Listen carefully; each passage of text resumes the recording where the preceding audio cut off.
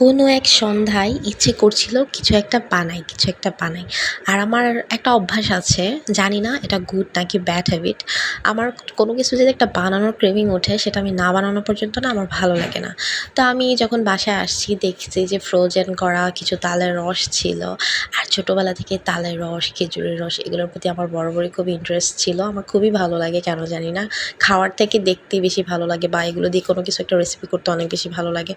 আর তালের রসটা আমার শ্বশুরবাড়িতে সবাই মুড়ি মাখিয়েও খায়, খেতে পছন্দ করে।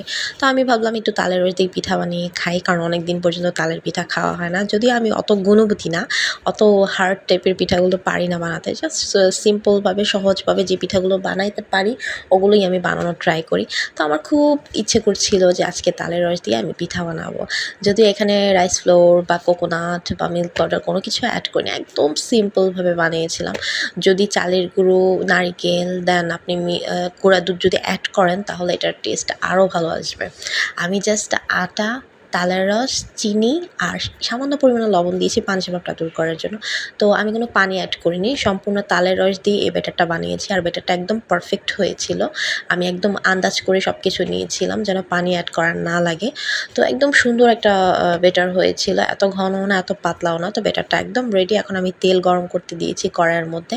আর তেলটা গরম হলেই আমি এগুলো সুন্দর মতো আমার পছন্দ শেপ অনুযায়ী বানিয়ে নেব। আর তালের বড়া বা তালের পিঠা কিন্তু একটু ছোটো ছোটো করে বানালে বেশি কিউট লাগে দেখতে, ফুলকো ফুলকো থাকে, অনেক কিউট লাগে। আর আমি যখন বানাবো তখন আমি অনেক বেশি এক্সাইটেডও ছিলাম, আবার একদিকে নার্ভাসও ছিলাম যে কেমন হয় না হয়।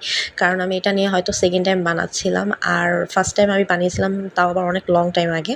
তো আমি বুঝতে পারছিলাম না এগুলো কেমন হবে না হবে, কিন্তু না, বানানোর পরে আমার একটু কনফিডেন্স বেড়ে গিয়েছে যে মাশাআল্লাহ খুব সুন্দর হয়েছে, কালারটাও সুন্দর হয়েছে আর দেখতেও খুব ফুলকো ফুলকো গুলুমুলু হয়েছে, কিউট লাগছিল দেখতে। আর ট্রাস্ট মি গাইস, খেতেও ভীষণ মজা হয়েছিল কারণ বেটারটা একদম পারফেক্ট ছিল। তো চিনি সব কিছুই ঠিক ছিল। আর দেন এটা ঠান্ডা হওয়ার পর বেশি ভালো লাগছিল আমার কাছে। আবার সুইট আইটেমগুলো কেন জানি না ঠান্ডা হলে বেশি ভালো লাগে গরম গরমের থেকে। তো আমি এটা বানানোর পরে গরম গরমে তেমন একটা খাইনি, একটা ট্রাই করছিলাম। তারপর ঠান্ডা হবার পরে আমি একটু ফ্রিজে রাখছিলাম, তারপর ফ্রিজ থেকে নামিয়ে আমি যখন খেলাম অনেক মজা লাগছিল আমার কাছে। তো তালের পিঠা বা তালের বড়া কার কার পছন্দ অবশ্যই জানাবেন। আর তালের রস আপনারা কীভাবে খেতে পছন্দ করেন সেটা কিন্তু জানাতে ভুলবেন না। আর এখন তো অক্টোবর মাস চলতেছে, মানে অলমোস্ট উইন্টার চলেই আসছে। আর আমার উইন্টার সিজন অনেক ভালো লাগে, আমি তো অপেক্ষায় আছি কখন শীতকাল আসবে। আর এখন তো সকালে ঘুম ভাঙতে একটা শীত শীত ফিল হয় সবসময়।